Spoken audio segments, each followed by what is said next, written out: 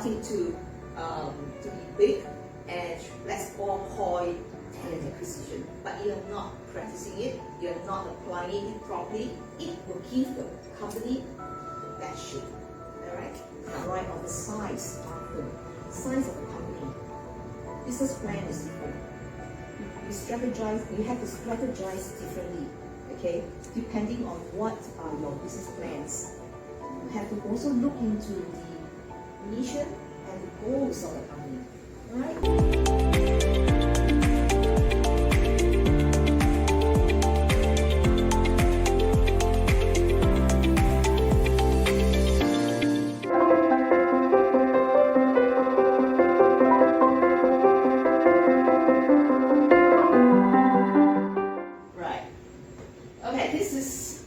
About me, very quickly, I'm not going to go through everything.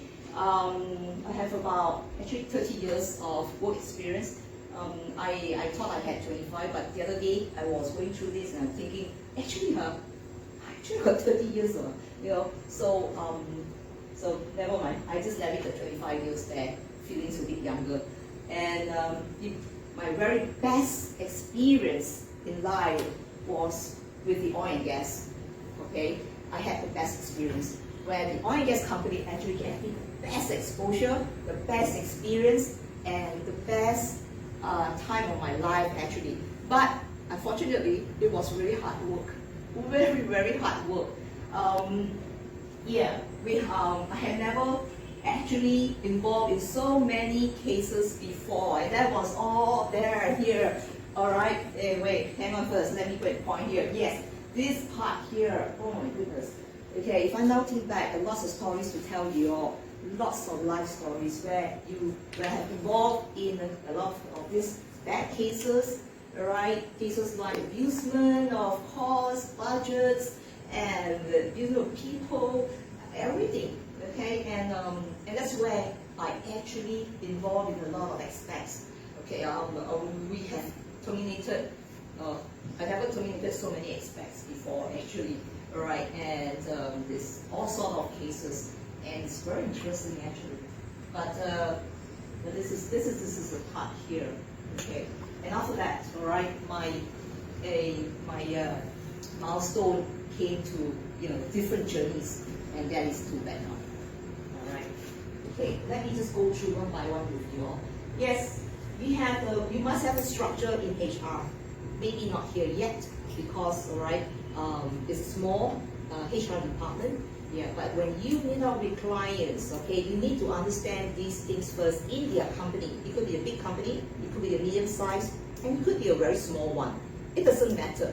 But let me tell you and give you some tips, alright, of the common structure that every company will take in.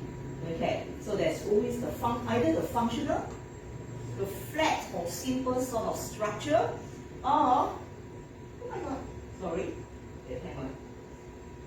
Okay, or the matrix.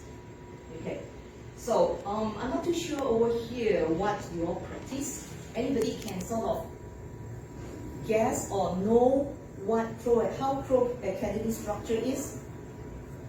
Anyone? Okay. So, right, then let me explain to you each of these functions, how it actually works. Now, functional always have that like thing.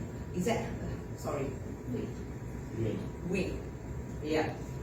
Mentioned just now, there's always the payroll, recruitment, training departments, So you have that function there, and each function is taken care by a manager, supervisor, and from that one there, you have others reporting out. Okay, I will show you the org chart later. And then you have the simple flat one, which is usually small companies that maybe only 10 or smaller. Right? You have maybe the owner of the company, and then he or she hires all the people that reports to him only. That is flat. Okay, right. As the company grows, you cannot have flats anymore. Okay, later on I will elaborate a little bit. Okay, right. And then you have the matrix. Matrix means naturally have more than one manager to report to, maybe 3, maybe later 4, okay? Sometimes can be very confusing, right? If you have more than one manager to report to. All right, how many people around here reports more than one manager? How many? 2. Just him? 2 also. All right, sounds like a matrix, isn't it? So I'm not saying that a company must choose only one, but it could be just one department that have a matrix reporting line. Okay, maybe your department or not. Maybe a business development does not have a matrix structure, and it just only reports to one person. Okay, so it all depends on the department. Right. Okay, and these are some of the departments that Ray has actually mentioned. All right. So some companies, very similar, it's called C&B, payroll. Okay, when you're a small company, you may call compensation and benefit. So in short, we call C&B, right? And C&B can grow bigger to become total rewards. Okay, and total rewards does not only deal with financial benefits, but also non-financial benefits. Okay, and there's a lot of work for total rewards, not just one type, 2 types. Okay, it helps to grow and it helps to sort of retain people also in the company. So it all depends how good the manager for total rewards.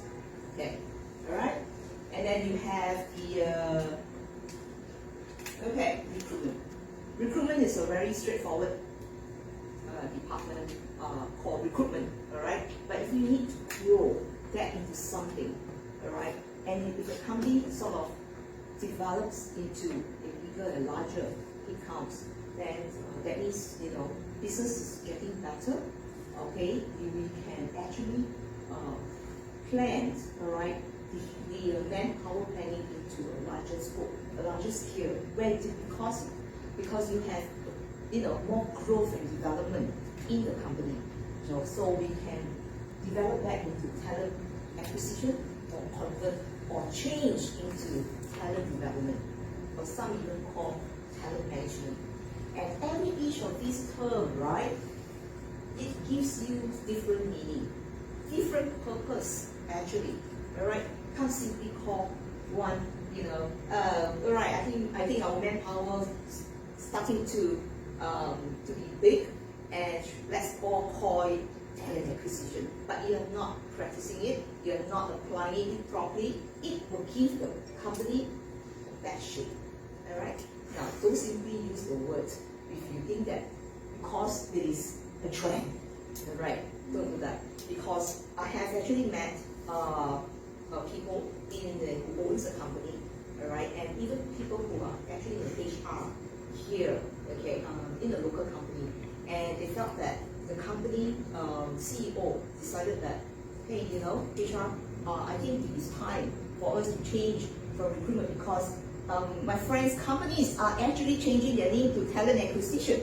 How about we change that? But the company is only, let's say, maybe 50 people. So when the HR takes it and says, yes sir, we will change it to talent acquisition or talent management, okay, to something more elaborative, right, the name, it doesn't work, because it will fail because, all right, of the size of the company. Business plan is different. You have to strategize differently, okay, depending on what are your business plans. You have to also look into the mission and the goals of the company. All right, so these are some things that, all right, HRs have to really study, look into it, do a workout, and plan. That only term that only you can decide to term or name the department. All right, okay, then we have training. Today, many companies use the word learning and development. Okay, training is very straightforward again. It's sort of, this is something where, as a HR, I give you training, I coordinate. I just call the third party, the Pro Academy. Now, we need this training in communication for 25 people and blah blah blah. That's what the training is. And sometimes training also comes from internal departments. Okay, so internal departments would be like, business development, giving the training to others who are new and even to other departments. But then again, if you want to do transformation, okay, that's when we have to look into, learning and development. How much of investment do you have in order to convert that to learning and development? You need some sort of substantial budget also, because you need to understand the purpose of learning and development. You need to provide that learning or the training to the employees, and then later on, in the development plans, growth plans, you need to develop the employees to where they will reach in maybe 2 years' time, if they stay. Where will they be reaching? Probably there are some 6 months' time. How will we be planning high potentials? Okay, because some companies, if they want to retain employees, they want to, create another sort of sub-department in the learning and development and put this group of people, has potential. And potential has become successor one day. Alright? And this successor will have to sort of go through a phase, processes to reach that goal one day, to become the successor. Alright? And then go through a long process. And this is how companies retain employees, good employees, for those who really want to stay on. Okay? Right. And you probably wanted to see the whole podcast episodes where we share a lot of strategies. So don't forget to click this video right now so you can see the whole episodes where we share a lot of strategy. Click the video right now and I will see you there.